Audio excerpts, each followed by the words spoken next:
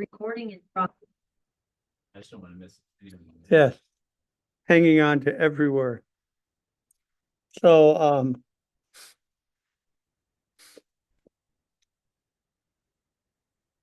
we have Ezekiel, Haggai, Zechariah, and then Jonah and Joel, and one more, I can't remember. It's just a process. What do I know? So anyway, so we'll finish up fairly quickly here. So you can be thinking about what you'd like to cover next. Julie's going to say something out of the gospel. That's what she likes. Where's your wife? Here? She is doing a Sunday school class for the young ones. Is that a regular thing now? I'm just wondering. She didn't answer to me. I was just curious. So Ezekiel, I mean, every time we do this, you know what I'm going to do.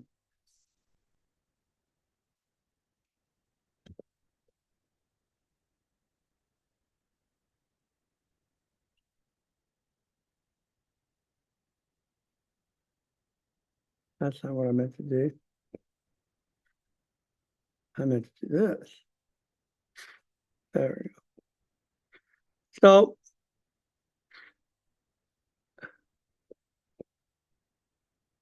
Ezekiel and Jeremiah overlap, as you know, because you remember. Babylon, a province of Assyria, has attacked the capital of Assyria, which is at Nineveh, 612 BC, and attacked it, and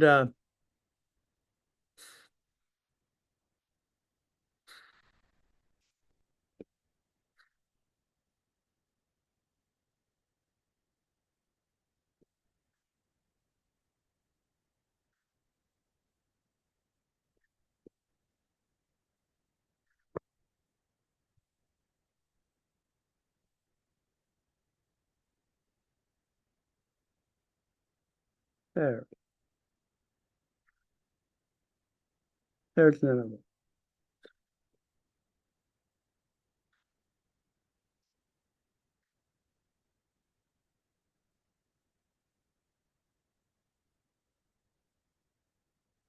Nineveh's up here. That's the capital of Assyria. Babylon has attacked it and had taken it. Assyria is retreated west to Haran, which is up here.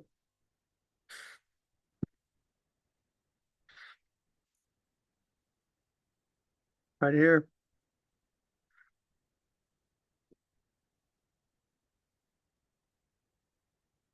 And they're here. And so Babylon's coming, following them to try to take them. And this is when Egypt decides to intervene. You remember the idea being the Assyrians stink. I know this, but I'd rather have a much weakened Assyrian state as a buffer between me and Egypt and Babylon. That's the king of Egypt's thinking. He's got to march through Israel to get there. And the king of Egypt, the king of Israel, is determined to stop them. So he comes up to Megiddo to intervene. Jeremiah says, no, this is of God, leave him alone. He doesn't. And he delays them. He delays Egypt long enough that Assyria is going to fall to Babylon up here. The king is going to get killed, Josiah, and his reforms. Josiah gets killed in this battle. King of Egypt goes up. It's too late to rescue them. They come back down. And there is a remnant of the Assyrians who retreat a little further west.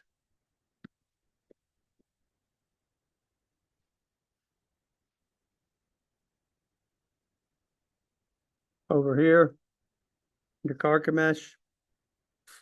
And that's temporary. So 612, Nineveh falls. 609, the Babylonians destroy the Assyrians, and the remnant of it is wiped out in 605 over here. So this is a 7-year period, 612, 609, I mean 605. And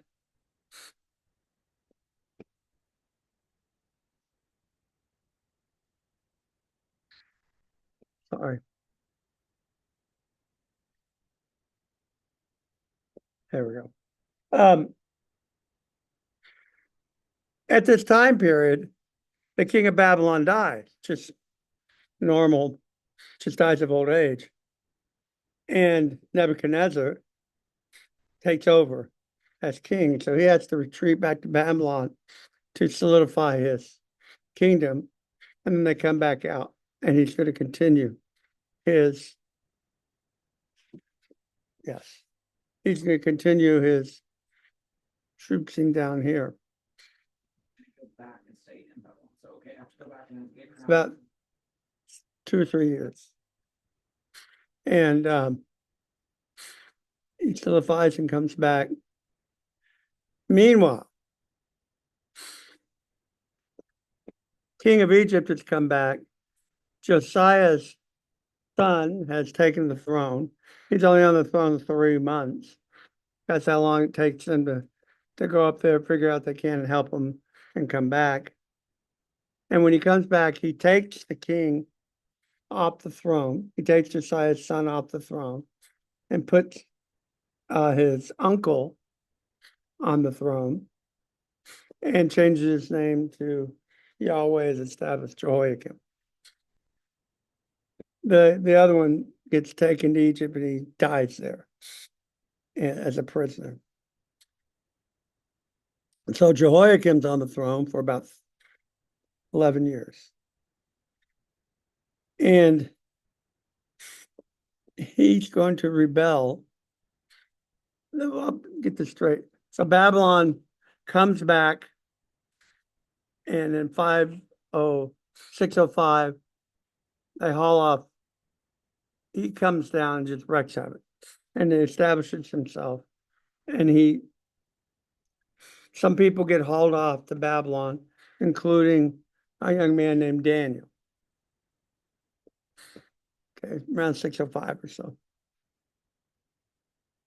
He's solidifying things.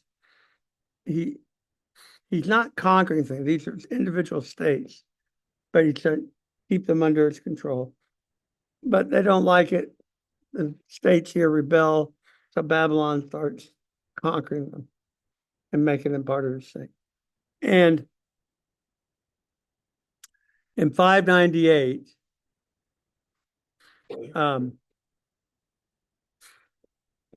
Jehoiakim rebels against Babylon, and King Nebuchadnezzar comes down here. You know, Babylon and Jerusalem are almost the same longitude. I mean, to get from here to there, you got to go up and around. Up and around. You don't march straight across. This is desert.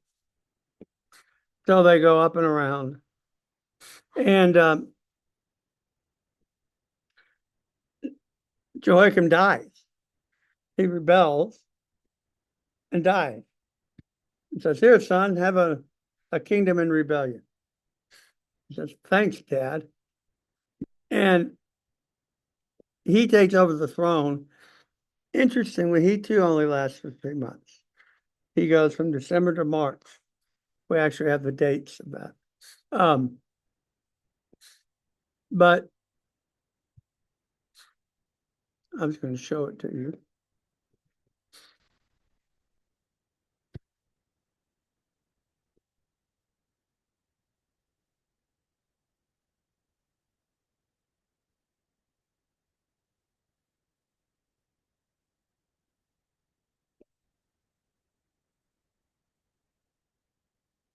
So Jehoiakim, he dies, 598. His son Jehoiachin is on the throne 3 months, from December 6th to March 16th, 598 to 597. And Babylon's coming down. He does not rebel. I mean, the rebellion was handed to him, but he doesn't fight. When they come down, he just surrenders. Okay, fine. No, I'm not going to do this. They're going to slaughter us. So he surrenders. And the cream of the crop of Jerusalem society is taken. And that one includes a young priest named Ezekiel. And Ezekiel gets hauled off. Now, Jehoiachin, is actually honored by Babylon. He's on the king's payroll, be fed, and he's considered the king by the exiles, because in 598, we had 30,000 people exiled, including Ezekiel. And he's held in honor. His other uncle, Zedekiah, his name is changed to Zedekiah, he becomes king. And Zedekiah is not a good king. He's going to reign for 11 years as well. And this is the end of Judah, the southern kingdom. He's going to be in control. He's going to rebel. Nebuchadnezzar is going to come back. 3 strikes, you're out. And he comes down to Jerusalem.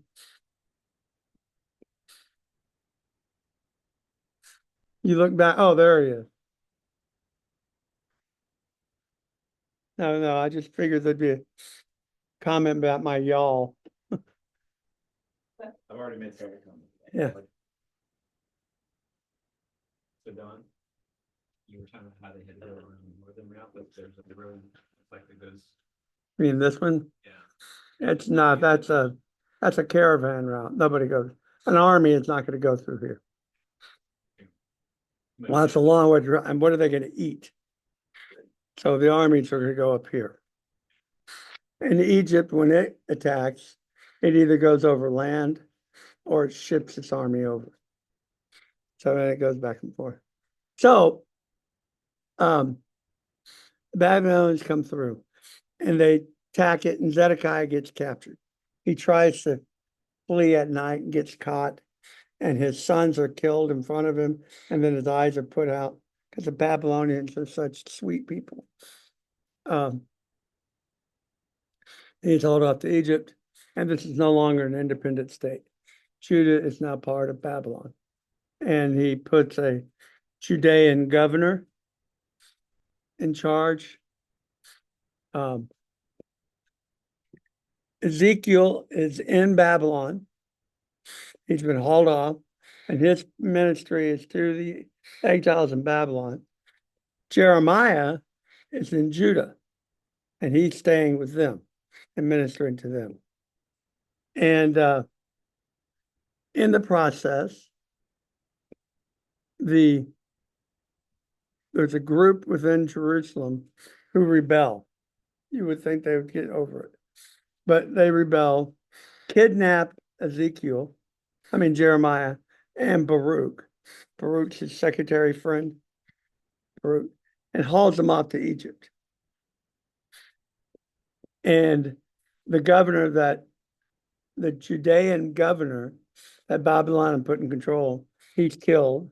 That's in that. So now he's going to put his own Babylonian ruler, and Judah is just a long period before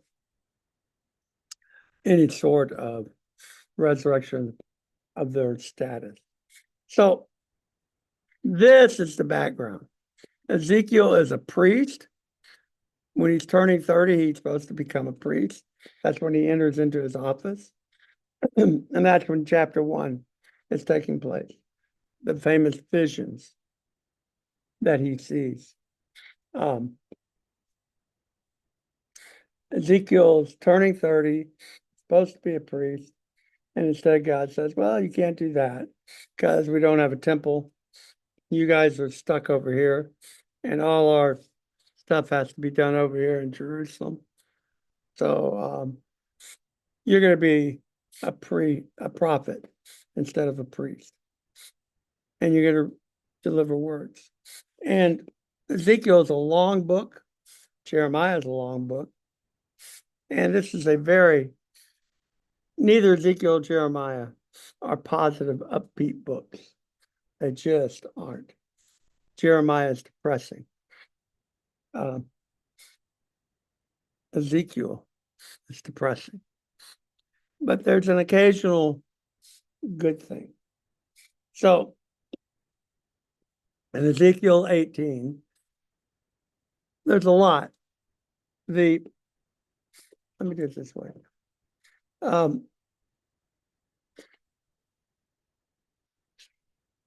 Ezekiel lists,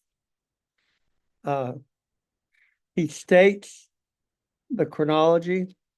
He'll date things. Let me show you.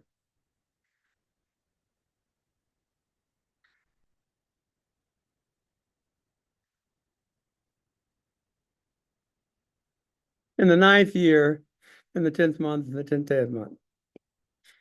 Okay. 9th year. Presumably of the exile in 598 when Jehoiachin was taken off. Okay. 2 chapters later, in the 11th year, okay, 3 chapters later, in the 10th year, he's going back a year. So what I want you to see is that Ezekiel is not presented in chronological order. He has a different agenda of what he's doing.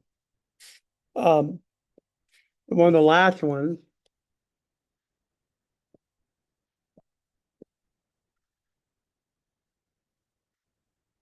in the 27th year. So Ezekiel was around a long time. And then,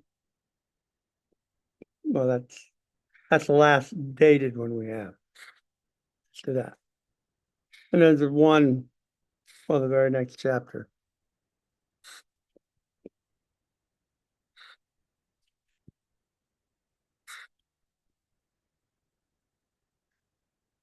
In the 11th year, he comes back, jumps back 10 years.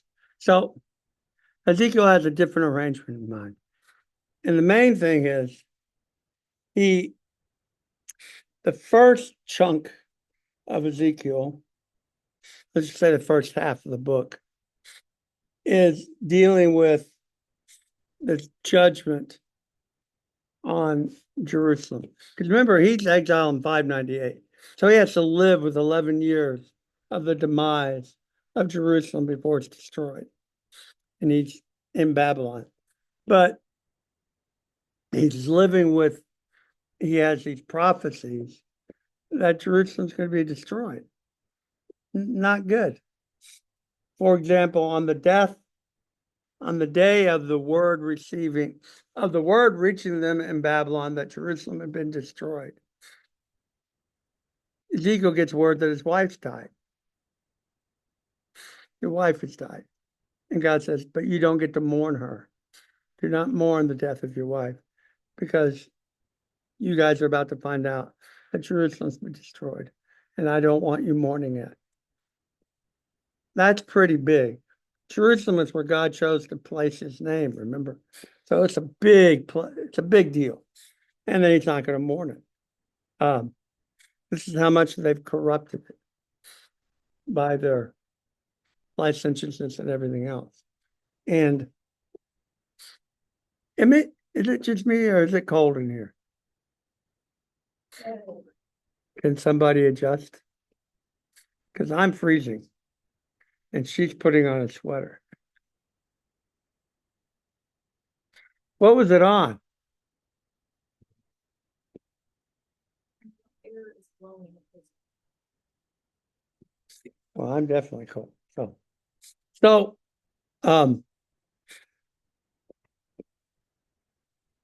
the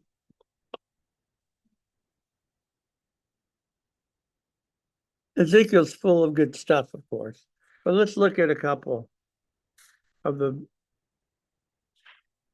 more famous ones. Ezekiel 18. Now, the remarkable thing about Ezekiel and Jeremiah is a lot of their prophecies overlap.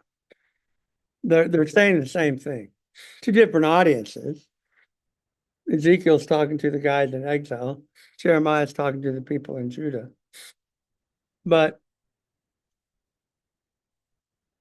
Ezekiel 18.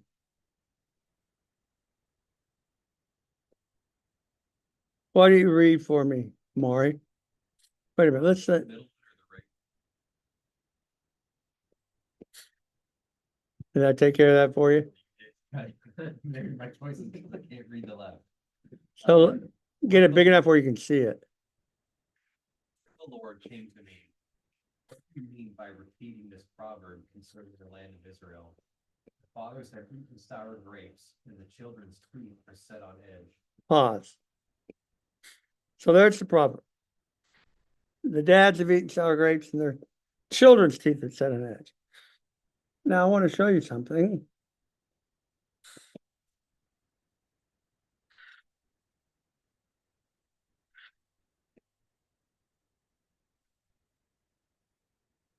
Jeremiah chapter 31. Why don't you read this, verse 29? Say, they shall no longer say, fathers have eaten sour grapes, and the children's teeth are set on edge. The exact same proverb. No longer, in other words, the children aren't going to be punished anymore for the sins of the father. That's where he's going with this. And Jeremiah says the same thing. But let's look at Ezekiel's version of it.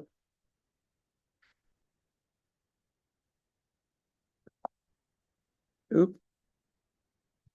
Because there's no such book as Chair Ezekiel. Just so you know that.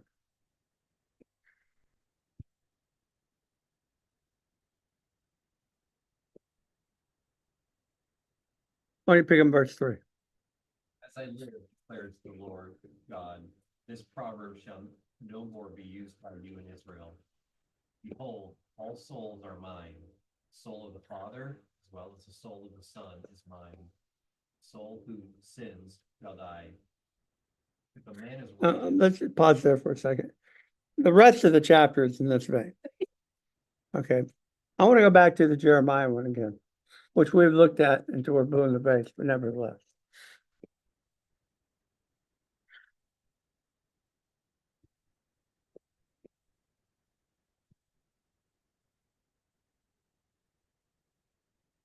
Fathers eat sour grape, children's teeth on edge. Pick up in 30. shall die for his own iniquity.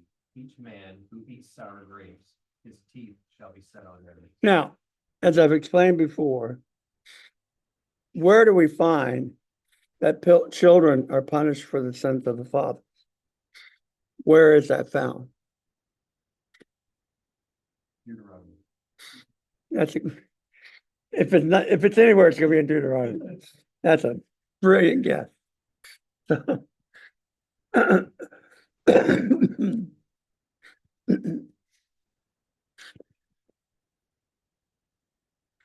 Exodus 20 is the 10 Commandments. Exodus 20, 10 Commandments. I am Yahweh your God who brought you out of the land of Egypt out of the house of slavery. You shall not have no other gods before me. You should not make for yourself the carved image or likeness of anything that's in heaven. By the way, this is interpreted different. You know, there are 3 enumerations of the 10 Commandments. It's the Jewish, the Catholic, the Protestant. Just so you know what we count as, because there's more than 10 commandments here. So they have to arrange them to get 10. Because this section is called the 10 words. So it is supposed to be 10. But how they get it 10, it depends on the tradition. But what I want you to see, don't make an image. You should bow down to him, okay. For I, Yahweh your God, am a jealous God, visiting the iniquity of the fathers on the children to the 3rd and 4th generation of those who hate me. So the children suffering for the sins of the father. It's right there in the 10 Commandments. Yet we read in Jeremiah 30,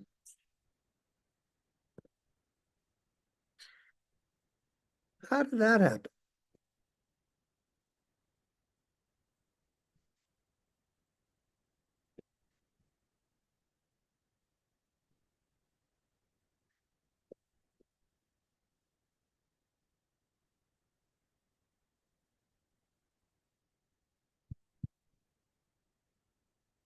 Ah.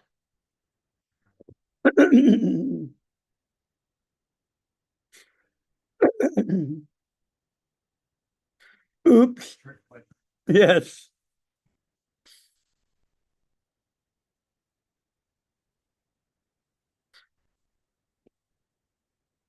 There it is. I got the wrong chapter. It happened. Everyone should die. Man. Will die for their own sin. Each who eats sour grapes, his teeth shall be sour on edge. And look, if you're changing the law, which he's doing here, that means he's changing the covenant. And that's what the very next verse is about. And you might as well, Maury. Behold, the days are coming, declares the Lord, when I will make a new covenant with the house of Israel and the house of Judah. Not like the covenant that I made with their fathers on the day when I took them by the hand to bring them out of the land of Egypt, my covenant that they broke. Though I was their husband, declares the Lord. For this is the covenant that I will make with the house of Israel after those days, declares the Lord. I will put my law within them. I will write it on their hearts, and I will be their God, and they shall be my people. No longer shall each one teach his neighbor and each his brother, saying, Know the Lord, for they shall all know me, from the least of them to the greatest, declares the Lord. For I will forgive their iniquity, I will remember their sin no more. This is, sorry, something in my throat. This is quoted in Hebrews chapter 8. It's the longest quotation of an Old Testament passage to be found anywhere in the New Testament. And he quotes the whole paragraph there. And he says there's a new covenant and the thing that's coming. And in Hebrews, he's saying that new covenant is here. That's what Jesus established. Jeremiah and Ezekiel are looking forward to it. And look at the nature of this covenant. No longer are you going to say, know the Lord, for they shall all know me. That is a tremendous, tremendous statement and promise. The goal of the new promises of the new covenant is you will all know me. And in the old covenant, they had to go through priests and prophets to know me. But in this, they will all know me. So, new covenant. Now, Ezekiel, which is what we're studying,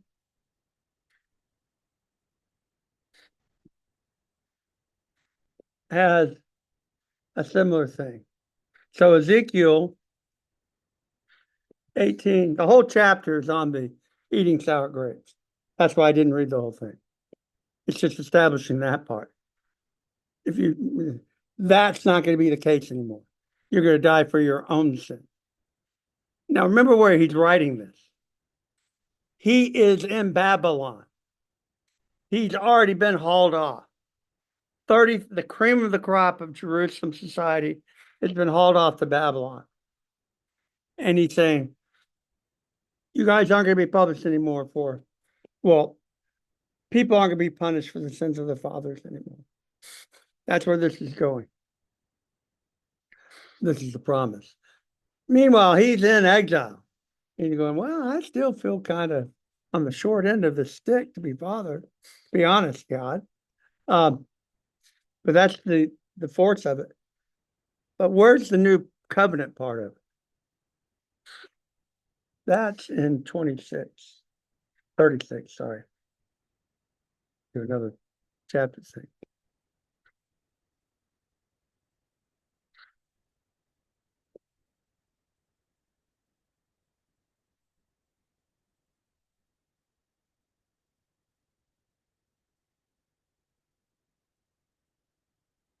Ezekiel 36, verse 22.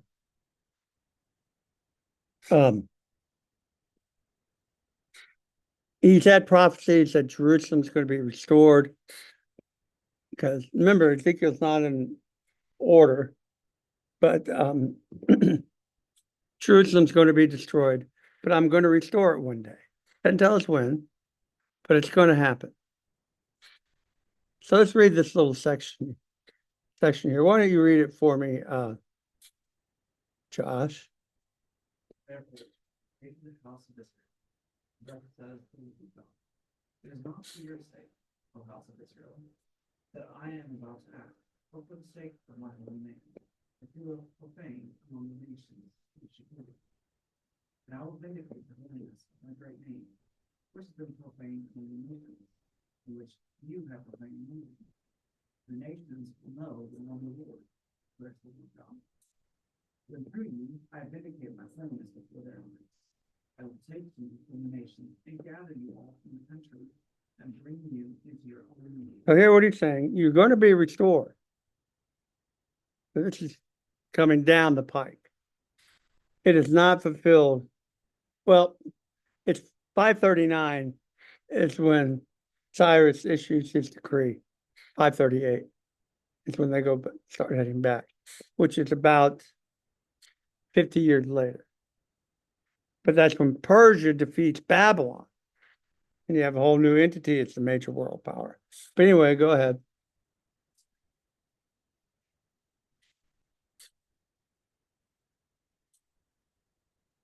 Now, this is a big deal. We read the new covenant in Jeremiah. They will all know me, from the least of them to the greatest of them. This is Ezekiel's version of the same thing. I will sprinkle clean water on you, and you will be clean from all your uncleanness. That's a big deal. Keep going.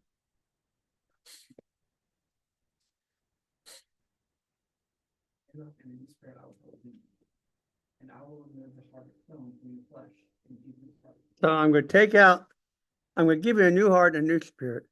Take out this heart of stone, give you a heart of flesh. And now it gets really special. In fact, verse 27. Okay, now here, look at that. I'm going to give you a heart of flesh. In fact, I will put my spirit within you. This is Ezekiel's version of they will all know me, from the least of them to the greatest.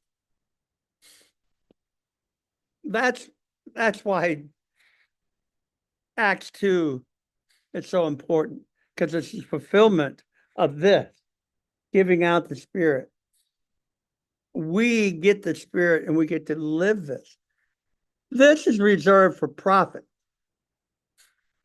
That's who gets to do this when this is going on. But in the new covenant, we will all know, and that's Jeremiah.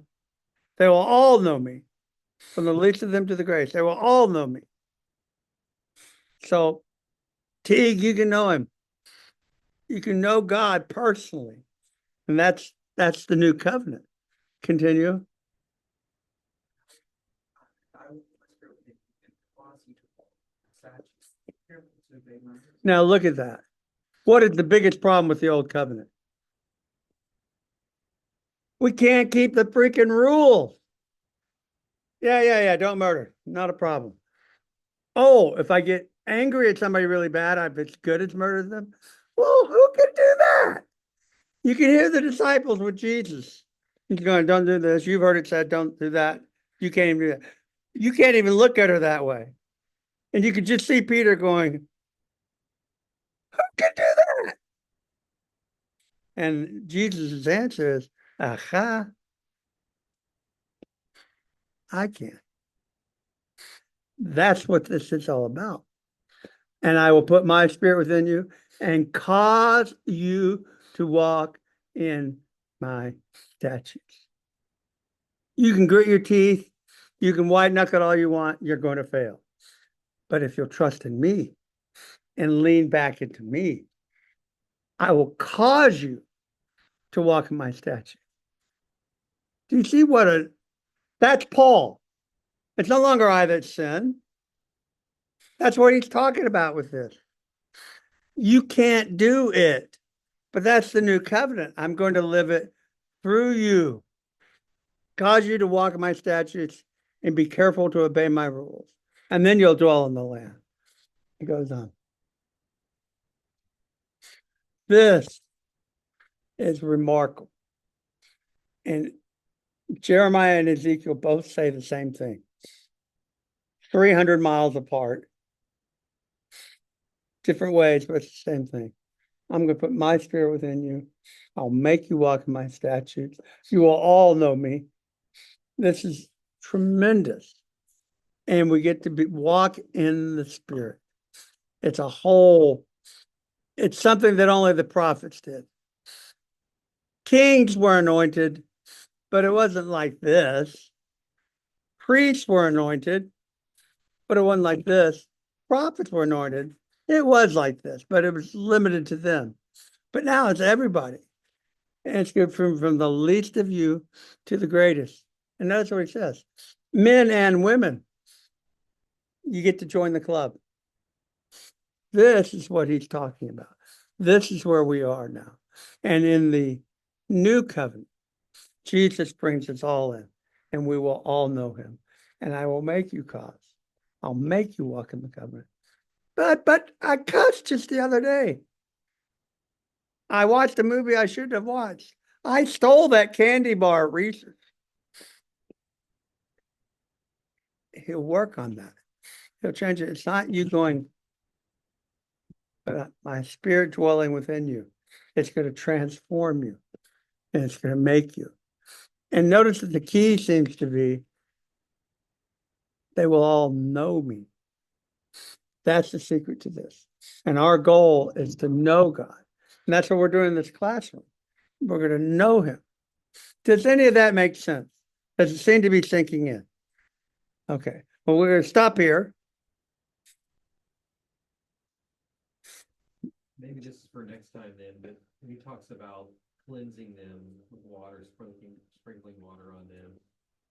Did they have a practice related to that? Or is that? Yeah, the cleansing. One of the things that when you did a sacrifice or a sin ritual, you get sprinkled. But what he's doing with this is it's a permanent one. I'm going to cleanse you as in really cleanse you from this. Pretty good deal. So, all right. I want you to meditate on that.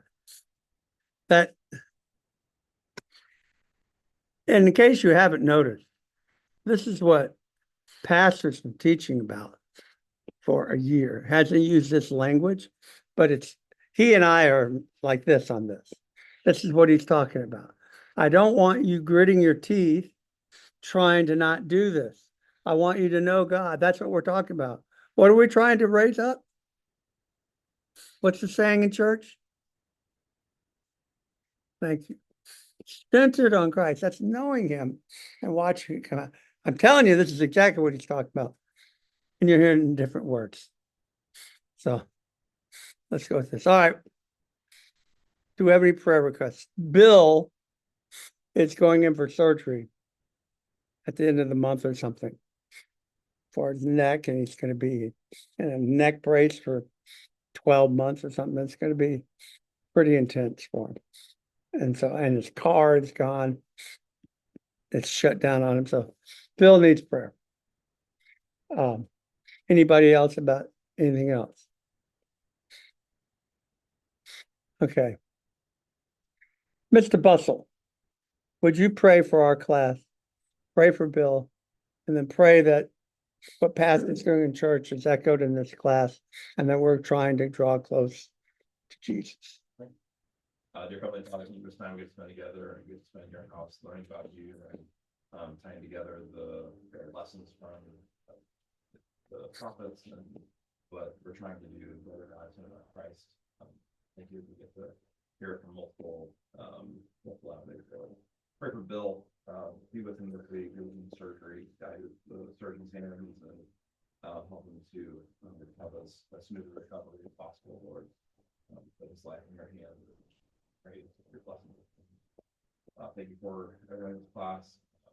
Pray you bless us this week and help us continue to grow closer to you and build our lives individually centered on you so that corporately we can as well. Amen. Food over here to eat. Bye, Sally Ann. Bye.